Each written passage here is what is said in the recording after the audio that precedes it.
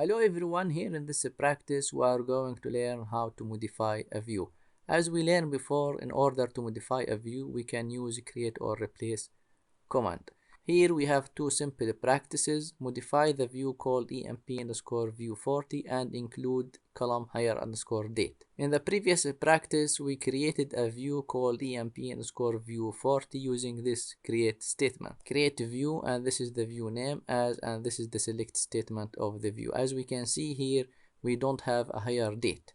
So we want to modify the view and include the hire date column in the select statement of the view. So to modify a view, we can just simply use create or replace a command, and here we can change anything in the select statement of the view. We want to include the hire underscore date. So if we run this create statement, if the view is already exist, it will be replaced by the new structure, which is this select statement.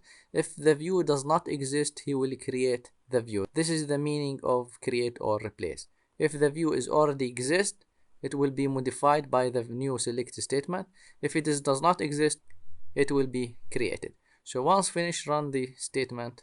As we can see, view emp_view created. So the view is replaced with the new select statement that includes the hire date. If you don't want to use create or replace, we can drop the view and create it again. But as we learned before, if you drop the view, any permissions assigned to the database user to access the view will be dropped. And if you create the view again, you have to reassign these permissions again. In the second practice, view the structure of the view and confirm the view works. So we can describe the view here using describe command and then run the statement. So as we can see here, the view contains hire underscore date column.